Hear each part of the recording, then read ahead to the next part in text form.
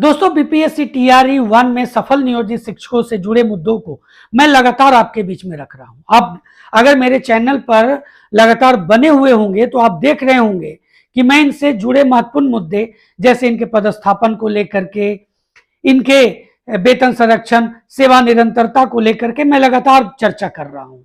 दोस्तों, पिछले वीडियो में मैंने एक महत्वपूर्ण जो लेटर वायरल हुआ था जिसमें त्यागपत्र की बात हुई थी, उसको लेकर के भी मैंने आपके बीच में अपनी बात को रखा था। आप देखिए, वो संशोधित हुआ है, उस पर मैं आज आपके साथ विशेष चर्चा तो करने ही जा रहा हूं। लेकिन सबसे महत्वपूर्ण बात, एक जो सरकार के एक महत्वपूर्ण राजनेता हैं दोस्तों, उनके द्वारा एक जो महत्वपूर्ण वक्तव्य दिया गया है एक विशेष चैनल को, उसको लेकर के भी जो बीपीएससी टीआरई 1 में सफल नियोजित शिक्षक हैं उनके अंदर तो पहले से ही संशय बना हुआ है। वो संशय का दायरा और बढ़ गया है दोस्तों, और इसका असर सिर्फ उन पर नहीं पड़ने जा रहा है। इसका असर जो बीपीएससी टीआरई 2 में जिस तरह से नियोजित शिक्षक बढ़ चढ़ के आवेदन कर रहे हैं, क्योंकि उनके सामने एक आदर्श प्रस्तुत किए हैं बीपीएससी टीआरई 1 में सफल नियोजित शिक्षक। अब इस बार यह स्थिति होने वाली है कि शायद कोई नियोजित शिक्षक छूट जाए जो आवेदन ना करे।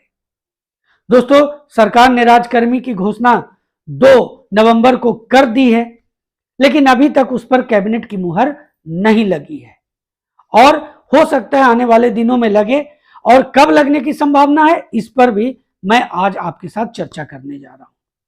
दोस्तों, तीसरी महत्वपूर्ण बात कि जो बीपीएससी टीआरई 1 में सफल नियोजित शिक्षक हैं, अगर इस तरह का संशय बनता है तो क्या उनको अपनी नई नियुक्ति को ज्वाइन करना चाहिए अथवा नहीं। चलिए इन्हीं महत्वपूर्ण बिंदुओं पर आज हम लोग चर्चा करते हैं। दोस्तों, बहुत ही महत्वपूर्ण वीडियो है, चैनल पर नए हैं तो सब्सक्राइब जरूर कर लेंगे। अगर वीडियो अच्छा लगे तो लाइक करना बिल्कुल भी ना भूलें और ज्यादा से ज्यादा शेयर करें दोस्तों, ताकि मेरी बातों को सरकार तक पहुंचने में देर न लगे। तो चलिए सबसे प्रथम बिंदु पर आते हैं, और वह है दोस्तों, पिछले वीडियो में मैंने आपके साथ चर्चा किया था जिसमें एक लेटर वायरल हुआ था। एक खास न्यूज चैनल के द्वारा ये खबर चलाई गई थी कि जो भी नियोजित शिक्षक बीपीएससी टीआरई 1 में सफल हुए हैं उनको त्याग पत्र देना होगा अपने नियोजन इकाई से, और वो उस पत्र को लेकर के आएंगे, तभी उनको योगदान लिया जाएगा अपने नए विद्यालय में। दोस्तों, लेकिन कुछ समय के उपरांत एक और पत्र जारी हुआ और उस पत्र में यह क्लियर किया गया कि नियोजित शिक्षकों को त्याग पत्र नहीं बल्कि विरमण पत्र लेकर के आना होगा अपने नियोजन इकाई से। उन्हें विरमण पत्र प्राप्त करके उसका कॉपी वहां जमा करना होगा, एनओसी लेना होगा, और एक विद्यालय से भी अनापत्ति प्रमाण पत्र लेना होगा जिसमें ये क्लियर होगा कि इनके विरुद्ध किसी भी तरह का कोई भी बकाया या किसी भी तरह का कोई केस वगैरह न चल रहा हो। इस तरह का उसमें विवरण होगा और वो उसका फॉर्मेट भी आ चुका है। दोस्तों, ये आपको ले करके और जाना है। अब ये क्लियर हो गया है कि त्याग पत्र नहीं देना है नियोजित शिक्षकों को, उनको विरमित होना है अपनी नियोजन इकाई से, और वो लेकर के जाएंगे तो नए जगह पर उनका योगदान होगा। चलिए, यहां तक तो बातें ठीक है। त्याग पत्र नहीं दे रहे हैं, विरमण पत्र लेकर के जाते हैं, तो उनके सर्विस बुक जो पहले से उनका जो सर्विस बुक है वही कैरी होगा। अब उसमें नई नियुक्ति में क्या लिखा जाएगा ये अभी मैं नहीं बता सकता। इसमें क्या होगा ये तो आने वाला समय बताएगा। लेकिन इस बीच एक महत्वपूर्ण वक्तव्य आया है दोस्तों, सरकार से जुड़े एक महत्वपूर्ण जो दोस्तों नेता हैं उन्होंने अपना स्टेटमेंट दिया है। उसमें उनसे एक संवाददाता ने एक खास चैनल के द्वारा उनसे पूछा गया कि क्या वो जो नियोजित शिक्षक जो 28,000 से ज्यादा नियोजित शिक्षक सफल हुए हैं उनको क्यों नहीं आप अपने पद पर समायोजित करके उन्हें राजकर्मी का दर्जा दे देते हैं, और जो पद बच जाते हैं उस पर फ्रेश कैंडिडेट को, बेरोजगारों को जगह दिया जाए। उन्होंने साफ डिनाई कर दिया दोस्तों। उन्होंने कहा कि कोई अगर बीपीएससी की परीक्षा पास करके आया है, अगर वो यूपीएससी की परीक्षा देना चाहता हो तो वो क्यों नहीं दे सकता है। कोई एमएलए है और वो एमपी बनना चाहता है तो वो क्यों नहीं बन सकता है। यहां तक तो ठीक है दोस्तों, यहां तक तो नियोजित शिक्षकों के लिए कोई समस्या नहीं है। लेकिन उनके आगे का जो वक्तव्य है वो मैं आपके बीच में रख रहा हूं। उन्होंने आगे कहा कि अगर वो अपनी वरीयता को खत्म करके आ रहे हैं तो मैं कैसे रोक सकता हूं। कल वो कोर्ट चले जाएंगे तो हम लोगों के पास कोई ऑप्शन नहीं होगा, उनकी ही जीत होगी।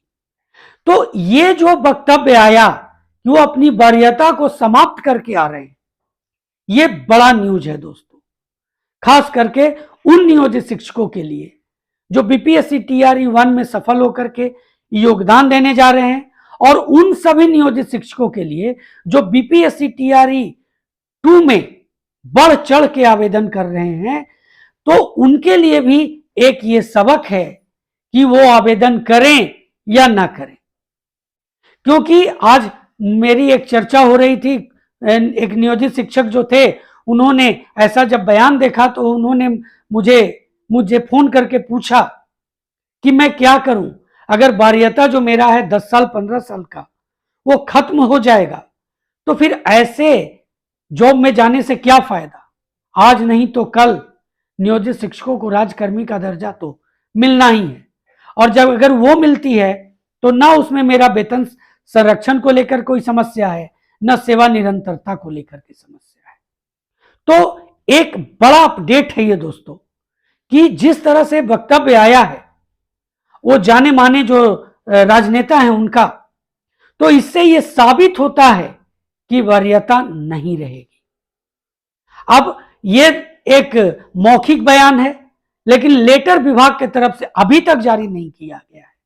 और मैं ये लगातार दोस्तों आपके माध्यम से, अपने चैनल के माध्यम से, अपने वीडियोस के माध्यम से ये अपील कर रहा हूं कि ऐसे सभी नियोजित शिक्षकों से जुड़े मुद्दों को सरकार के तरफ से एक पत्र के द्वारा सभी बातों को साफ कर देनी चाहिए। तभी नियोजित शिक्षकों के जो अंदर एक संशय है ज्वाइनिंग करें या ना करें को लेकर के, वो दूर होगा। अब दोस्तों दूसरे बिंदु पर आते हैं जिसमें मैंने आपसे चर्चा किया कि नियोजित शिक्षकों को राज्यकर्मी का दर्जा का जो फॉर्मेट बन गया है, जो विशिष्ट शिक्षक नियमावली एक तैयार की गई, पब्लिक डोमेन में रखा गया, उस पर शिक्षक संघों नियोजित शिक्षकों से उस पर सुझाव मांगे गए, उन पर आपत्ति मांगी गई उनकी, और लगभग 1 लाख से ऊपर नियोजित शिक्षकों ने इस पर अपने सुझाव दिए, अपनी आपत्ति दर्ज करवाई। शिक्षक संघों ने भी अपने तरह से कई बिंदुओं को लेकर के उस पर सवाल खड़े किए और उसमें संशोधन की बात कही। सरकार इस पर काम कर रही है, ये लगातार कहा जा रहा है कि सरकार इस पर कार्य कर रही है। लगातार नियोजित शिक्षकों को इंतजार है कि कोई भी कैबिनेट मीटिंग में इस पर मुहर लग जाएगी। तत्कालिक जो कैबिनेट मीटिंग हुई उसमें भी इस पर मुहर नहीं लगी है दोस्तों। तो आखिर कब संभावना जताई जा सकती है? अब देखिए 24 नवंबर तक बीपीएससी टीआरई 2.0 का दोस्तों आवेदन लेना है, और इसमें नियोजित शिक्षक बढ़ चढ़ करके हिस्सा ले रहे हैं, आवेदन कर रहे हैं। सरकार को भी ये पूरी तरह से आइडिया है कि नियोजित शिक्षक अब अपने आप को परीक्षा में सम्मिलित करना चाहते हैं। एक तरफ सक्षमता परीक्षा का भी डेट, ये एक तरह से डेट नहीं कह सकते हैं, मंथ निर्धारित हो चुका है कि दिसंबर में सक्षमता परीक्षा ली जा सकती है। लोग तैयारी में भी जुट गए, लेकिन जब तक कैबिनेट की मुहर नहीं लग जाती है, विशिष्ट शिक्षक नियमावली संशोधित होकर के नहीं आती है, उस पर कैबिनेट का मुहर नहीं लगता है, तब तक सक्षमता परीक्षा को भी लेकर के संशय बरकरार है।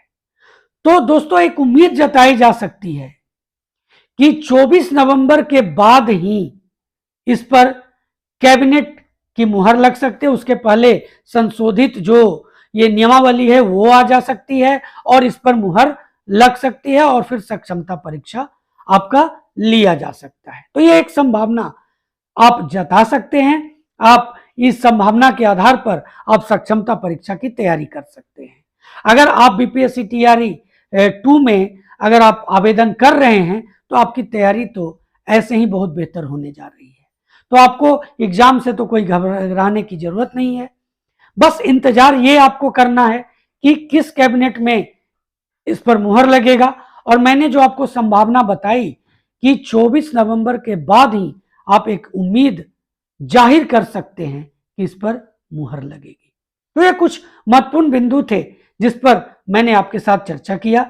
दोस्तों, उम्मीद है आपको ये वीडियो काफी अच्छा लगा होगा। अगर आपको अच्छा लगा है तो लाइक करना बिल्कुल भी ना भूलें।